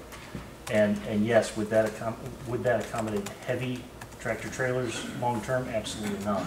Right. But would it accommodate the box trucks and the other commercial vehicles and the landscape trailers and things that certainly would? And so I think as Phil gets into the slide, what are the specific types of vehicles that should be considered to be allowed in that lane without affecting the operational characteristics of the lane? Right, so I was just going back to what he was asking, which is why is there dimensions there when it's really a weight issue in the first place? Well, it's a 2-axle limitation, and the length is the predominant driving factor. And in other parts of the state, are the same limitations on the toll in the other parts of the state? No. Okay. And how did we end up so lucky as to have this restriction and not allow the trucks on the toll? Well, these are express lanes. That's what I'm saying. In the other parts of the state, is it apples to apples of what kind of vehicles you ride in? With as far as the other toll projects, there are none that are like that are express lane in nature. So that they're standalone bypass style facilities that were anticipated to have heavy trucks. I can't speak to why that wasn't done here. I don't know. Yeah, I can speak to that, though. There's actually a good study that we can provide next meeting that looks at the operational characteristics of express lanes, particularly when you're merging with general purpose lanes and you have those transfer areas and so forth. Heavy trucks have different braking patterns, different acceleration patterns and so forth. And so for a safety perspective, not mixing those two in that transfer area or within the express lanes is predominantly the favored approach across the country. So we've got a mix of both here in Mecklenburg County. We have the express lanes in this project and then the toll lanes on 485 and Independence. Is that what I just heard say? Because we've built the toll lanes that are going to be operated by the DOT in South Mecklenburg County and then along Independence to connect to this. We've reserved the area on 485 that we built as part of the first part of the expansion. Understood. We have not determined exactly how that lane will be managed at this point. We have ideas, but we haven't specifically determined exactly how the lane will be used. But it has been built to a standard highway depth to accommodate 80,000-pound trucks. Yes. Okay. So one thing I'd heard from Roger, that's right, so if you could share the study that describes those safety concerns and issues about mixing those and Sure. transfer and express lanes? Well, I think a recommendation is a recommendation, and that is, as far, valuable background material, but can we send it electronically and maybe do that as homework, and really let's start to focus on, really getting into these options rather than having more presentation time on some background stuff. Yeah, and on that note, in terms of time management, so for C3, it goes up to C5, and then there are options D, E, F. Okay. So is it still, if it's a goal to get through and do it fun, make sure everybody's clear on what all of those options are? You may need to move a little quicker to get through them today. Hearing rather than talking. We just want to make sure that each option is clear. Yeah, because I understand that you all want to get to the analysis, and I think we want to get you there too. So part of what I think you would not want is to have this description continue over to the next meeting. But I don't want to, if you say we have questions about what it means or we need additional info, we definitely don't want to squelch that. Yeah, we don't want to move on to the next until.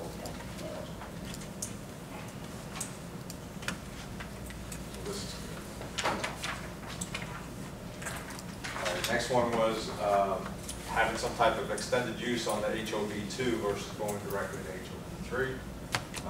Contract limits it to HOV3. And again, Mercator had recommended looking at the possibility of going to an HOT2 plus for a certain period of time during operations.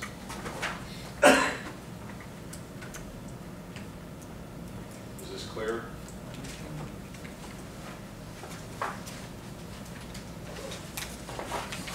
C5 was modifying the compensation provisions for unplanned revenue impacting facilities.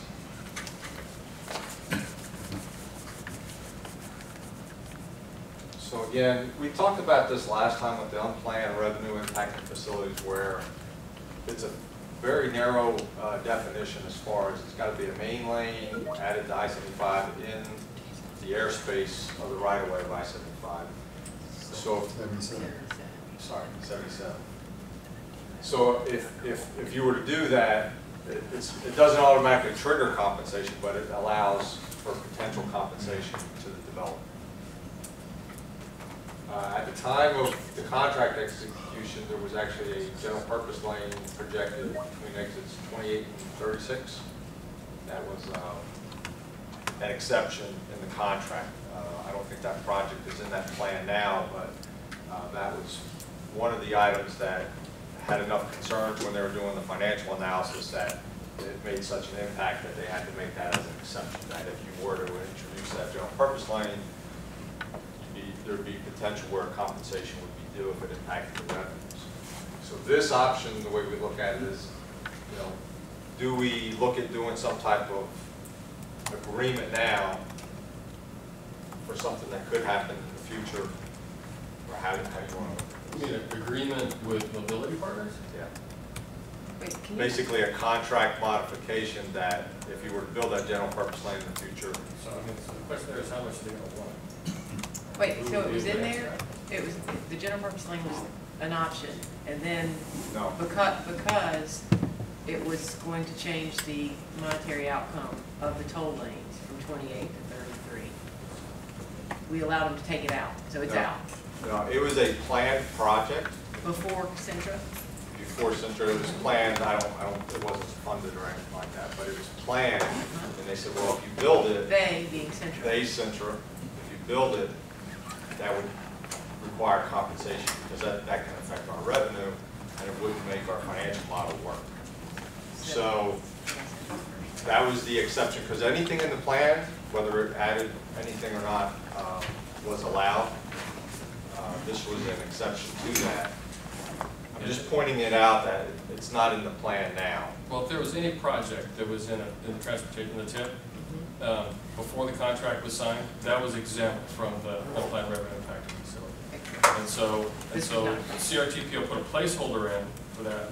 At some point we want to put that, and then that exemption got written out, so that it does fall under, even though it's in a plan, it's still Under the subject. congested part of the whole. It's still subject to the unplanned revenue And my assumption is that that plan was originally to add a third lane north and a third lane south across the causeway, because everybody with 2 train cells knows you need more capacity across the causeway.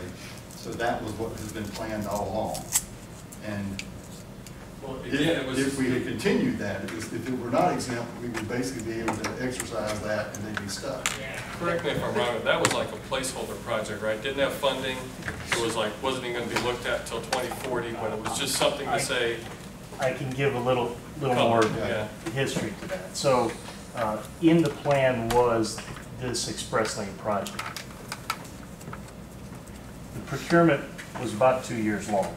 They were working on their bids for 2 years, literally in the 11th hour, about 2 to 3 months before bids were due. And they'd already wrapped up a lot of their financial models and so forth. The MPO put what you could perceive as a placeholder project to add a 5th and 6th general purpose lane in their fiscally constrained list. So now, right before bids are due, there's this project that dramatically impacts the bidder's financial models. Because you've got the 5th and 6th lane as express and 5th and 6th lane as general purpose, both in the same fiscally constrained list, the bidder has to assume, the argument was, the bidder has to assume you're going to build it tomorrow. You're going to build these general purpose lanes tomorrow. We have to assume that in our financial models. So it came down to a decision of, do you stay true to the intent of that definition and make this exception because of the last minute addition to the fiscally constrained list? Or do you basically pay more money up front for a right you don't know when you're going to exercise or how you're going to exercise it? That is to say, how are we going to get more lanes across the causeways and when is that ever going to happen? So do we pay for it now or do we pay for it? Right, but that's exactly what this option looks at. It's correct. Right, so I don't know about the efficacy of it, the practicality of it. Anyway, at least we understand how it works. Yeah. Okay. Okay. So people are clear on what that option means. More Are you good? questions? Just to summarize, it basically means that we can add lanes anywhere along I-77 without an unplanned revenue impacting compensation, except across the lake, which is the only place we really need. But as a general purpose lane. This option is to then say, what would it take to put that back in? Right. What would we pay to buy that right back? What's that cost? Just that part of it. That is a general Gotcha. purpose lane. That's not a potential completion of Highway 20. Agreed. I think that was the vision with this, is that whatever wanted to happen in general purpose capacity, this option would say, go to work with the developer, see how much it would cost you to buy that back. Gotcha. Yeah, since this was the only one that was identified. So but I just want to make sure, any main lane added to I-75 within the airspace of I-75. 77. I'm sorry. But intimately involved. I lived with an I-75 project for about 10 years. Sorry. But if you add a lane on I-77, it is a compensation potentially, not just in this area. Okay, right. Okay. Gotcha. So D, this one is to identify and advance additional improvements to address mobility issues in the corridor. The vision was different ITS and signalization, and really none of these are prohibited by contract. So there's really no change to what we'd be doing with the contract or scope. This just allows other projects to be advanced and whether there should be any focus on that or not. Any clarity needed on that one?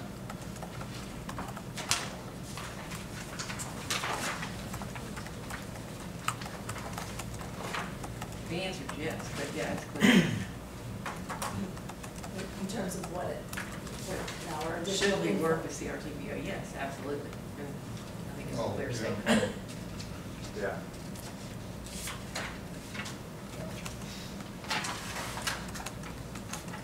So the next one is to develop plans to negotiate and finance the purchase of the express lanes after completion. So this would have the developer complete the project and within the current scope, which includes the tolled express lanes. They would operate and maintain the facility, and then at some point in the future, NCDOT would purchase the contract and take over the operations. What's the difference between purchasing the contract and terminating it with compensation?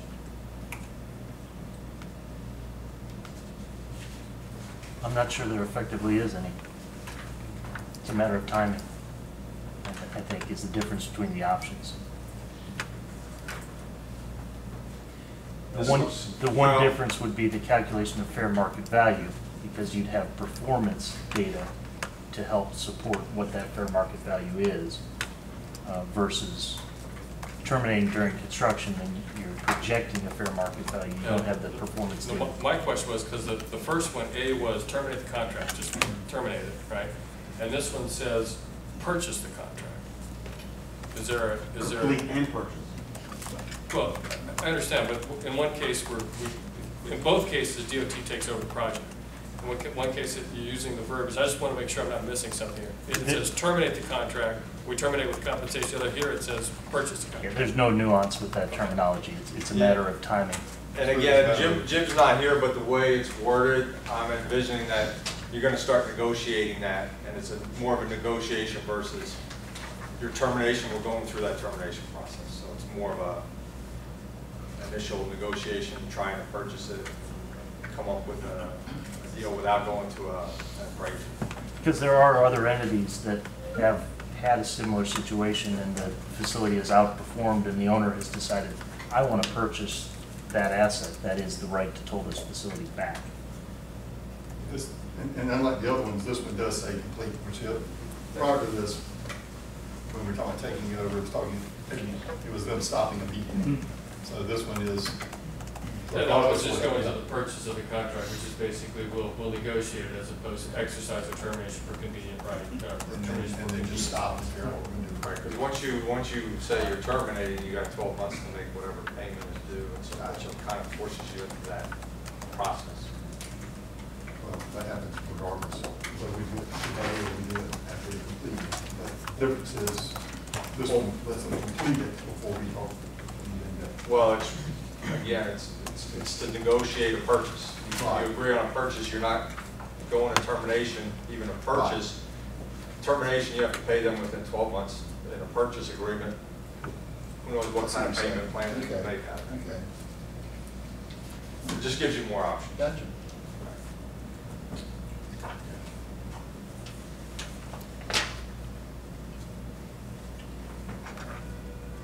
So this is the final option of complete and delete, and this is the one that came out of the addendum to the Mercator report, where the developer completes the construction of additional lanes. The contract would be modified to remove the tolling equipment, so essentially converting the express lanes into general purpose lanes. Contracts terminated after construction. NCDOT takes over the operations and maintenance. Yeah, there's a big disconnect there under the NCDOT would operate and maintain the limits, and that is the existing HOP lane limits would be maintained. That is not my understanding of this option. Well, it says that we're going to basically, so we terminate it, right? The project completed, delete all the electronic tolling stuff, but we're going to keep it. We're going to keep all this in HOP lane. Gotcha. Right. Right. And that's not my understanding of the option. My understanding of the option is. Or you need an F1. Because you have, this is an option, so then, but the better option may be the F1, which eliminates that line. And that's an important distinction. That could have an impact on costs in terms of, because it's an existing HOV lane, what does that do with the feds? And so I think that's a good clarification, and I think that's good to point out. We absolutely need to have that as an option. Okay. So. But just for clarification, what we're talking here is the HOV lane that's existing today, not the entire facility, correct? Correct. Correct. Yeah. Just the HOV lane that's existing today. It says existing HOV lane limits. And I think we're talking about the lane that's out there today. I thought you meant like two occupancy limits is what I thought you were talking about. but you're No, talking no, about physical. I think limits. this is talking about the This physical is the limits. physical limits, yeah. Yeah. No, okay, now I'll calm down. Okay, so yeah, so that makes more I mean, sense. that's my understanding. Yeah, no, you're exactly right. Sorry, that's what I was saying too. I thought you were looking about that, what's existing on the road now, trying to make that. No, I thought you were talking about existing occupancy limits. Oh, yeah. No. So We're the talking about just existing physical. HOV limits prior to construction. Yeah. So I'm fine with that. then there's not necessarily a need for another option that specifies that. Because Yeah, this can we is- just add an adjective in there, Yes. existing lane, physical limits or Existing- something? Yes. Clarify. Yeah, the existing HOV limits prior to the construction. Well, yeah, I can still think that could be occupancy limit, so it's the existing, Essentially, Physical what is limits. currently HOV lanes would be retained as HOV lanes. We can find a way to work it. The diamonds are still there. right, that's fine. The diamonds are still there. So I'm good actually with that, if that's what the, Yeah, now I understand. Yes, sir. I think we got it.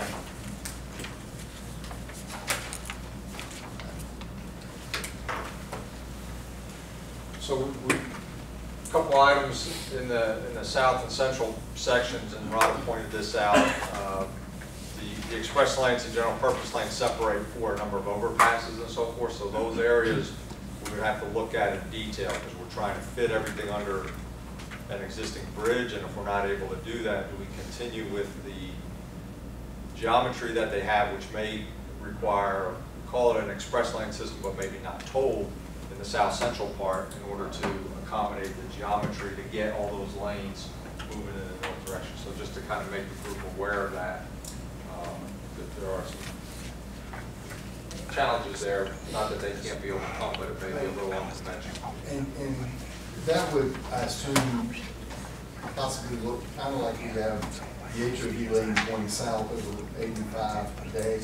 So what the direct connect may revert to an HOV lane just because you split the roads up. Because as you go south currently today, if you're, you can't use the flyover. It's only HOV lanes. So there's no general purpose lane in the flyover over the current 85 interchange there. So I think what you're saying is that in the south, as you look at the direct connects, et cetera, you're going to have to figure out, you have to keep in mind that you kind of have two different roads. Right. How do you handle that? And in general, because the way it's worded is that the toll collection equipment is deleted, what about the ingress and egress that Rada went through? Do you still keep it as an express lane system, but just not toll? So questions either about what this one encompasses, what it would mean, or any additional information you feel like you would need to be able to analyze the pros and cons of this option next time. well, maybe in something more to emphasis, we talked about what the cost of this is and what the consequences are, and maybe to what you're talking about, some color on operationally, if there's an issue with the current design. But really, it's how big the nut's going to be, and how many approvals you have to get, and et cetera, et cetera. And with the direct connections with the entrances on the left-hand side, that feeds an express lane system pretty well, but if they're all adjacent to each other, that's unconventional. I've had projects where we've gone in and removed those left-hand exits. So You can do that on 85 lanes, that's right. On 85 where? 85 connecting into I-77 south. You got that, you got that left-hand ingress, that's what it is. Before your time. Just to circle back, Commissioner Russell, you had a question about the direct connects. Yes. The pavement structure is as designed on the express lanes now. So whatever the... There's a weight limit on that direct connect. That's right. And I'm not a commissioner yet. Call me. I just want to make that clear. I'm not a And then I think Councilman Phipps, you had a question about the diamonds. Currently, the diamonds are not in the plans for pavement markings. Okay, so thank you, Mr. Mitchell. A number of these questions that people raised, and I'll be able to answer to the end of the meeting. And then what I have is a list of the information that people would like to be able to to then really inform their analysis of the pros and cons of these options starting next time. The one that crosses all of the options is the cost, consequences, potential funding sources. That's something that folks said they really advise to all of these. Schedule, let's get scheduled. Schedule? Yeah. Okay, thank you.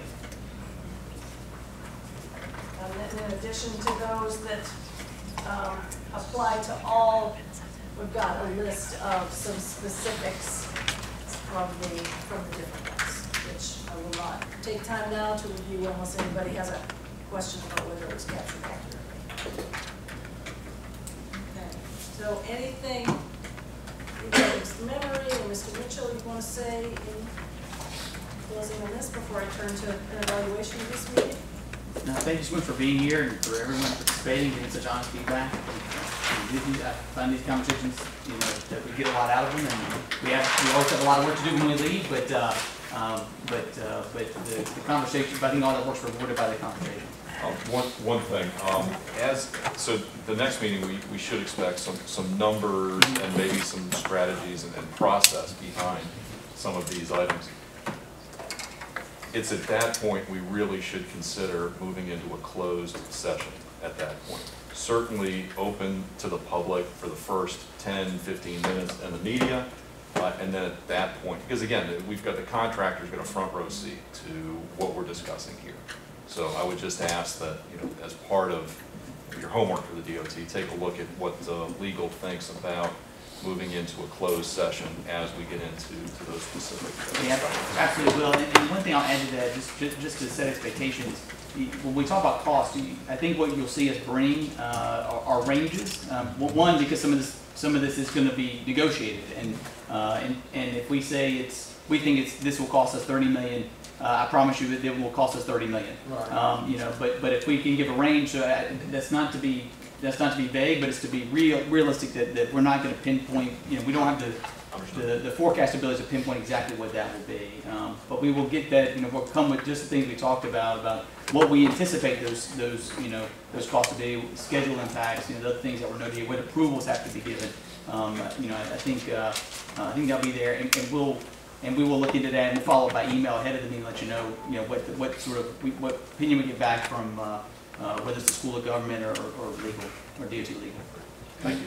Follow up, and I agree, because I think that's the problem. If we are, and I do completely believe the Secretary when he says all options are on the table, which means that, as we talked about, the last ones are negotiating. And truly, if you are going to start to talk about some form of negotiation, you've at least got to keep that away from the guy you're negotiating with. I mean, it's the same. It's every elected body does that on a regular basis, because you're exactly right. Whatever the upper end is their bottom end. I mean, that's at least where they start, and it's a matter of we will eventually go down to that, because you've already said you anticipate that. Or if going forward there is the understanding that you've at least accepted that that is probably within the limits of what you're willing to do. So I think there's a reason to not have that public, because that information can work against the taxpayers. Just a couple of follow-up things that I asked for last time that it's going to take a while to get, but I just want to make sure I still want to have our estimated speeds over the next X number of years. We have what they currently are. I'm just curious what the projected speed limits over this are once if the project goes forward as planned. And again, I would love to have some sense of the Secretary of Commerce's ideas on any potential economic impact that this would have one way or the other. I just would love to have some sense of what they think outside of the transportation issue, the economic impact issues are to be considered. There was an interesting article in the Wall Street Journal today regarding Charlotte Douglas Airport and the hub that we have, and how it's dominated by U.S. Air. They didn't touch at all on the intermodal facility that's there. So as part of that, I would love to hear what the Secretary of State has to think about that, and also the airport director too. What impact that this project has upon the viability of that project or that facility. And someone reminded me the two most profitable airlines in America are FedEx, FedEx and UPS. So they might have a vested interest in in freight moving through the port. And someone like Amazon ships some amount of goods. I kind of believe they would pay attention to that. On the traffic analysis, just to give you a quick update on where that Yeah. is, that's being worked on. It will take some time. We're having to Okay. do these up from scratch, so I do not anticipate having it, having it available for you at the next meeting, but we're That's hoping to have fine. it relatively, in a matter of weeks for opening, so. And again, I just wanted to bring it up because both of those are not just easy things to do. But Yes, sir. I just kind of, Yeah. I didn't want them to fall off. That the those table. are being tracked. Thank you. And I've added to the to-do list about clarifying whether there's any portion of future discussions we could invoke in Real quick, can we thank the chamber for hosting us again? We very much appreciate the Yes. Well, flexibility. thank you all and- as well for making the trip out here. Yes. Appreciate Thank you very much. your involvement. And we will, yes, as Mr. mentioned at the beginning, we're looking at alternate spaces for the March meetings, because that was something that came up in your do differently in the last one. Anything, especially as we're looking at continuing a series of meetings, anything that you want us to do differently or that you want us to make sure to keep doing to help these be as effective for you as possible? I just would like as much information earlier in the process. would be helpful. I know it's a great deal to get together. And I'll also would say, as we look at alternative, I like this room, I like the size of this room, I like the workability of this room, so, you know, I just say that because I spend a lot of time trying to get things done in various places. And the problem is, the bigger the room, the more difficult it is to kind of communicate across the table, and my glasses are only so strong, so the further away that easel gets, the bigger the problem. So, you know, this is a working committee. It's not a committee that is just receiving information and you just kind of sit back and read the book. So, you know, I just want us to make sure we have a workable room because that's the primary goal of what we're doing. So part of what is good is the size in terms of talking to others in the room and not being too far from this. Yeah, and so far, I think we've been able to accommodate most whatever can be accommodated. If we're not, Yeah, then we need yeah. to work. Today is definitely remarkable. Okay. Live streaming has to work. So, I keep getting notices on Yeah, that. we over the were meetings. getting that too, so. Yeah. Not sure what happened, but we'll make sure that's. To that end, we did record it, correct? Yeah. And we will repost that. So I know it's run as is, so. Yes, It sir. should be posted today, it just takes a little time, because it's long. And it'll be Yeah. on the NCDOT's website where all the meeting materials are. so as much info as possible earlier, and I think now, especially with more of a lag time between the two meetings, that would be easier to accomplish. Like, whether it's this room or another room, one of the things we want is to keep what's working about this room, which is the ability to talk to and see each other. Anything else? Working state IT, or working live stream. Yeah. That's it.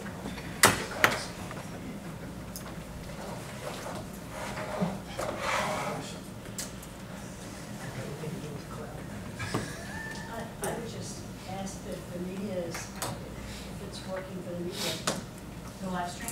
well, everything you're doing here, are you able to, We are not streaming. okay, but you're able to get to. All right. Thank you all, folks, very much. Thank you.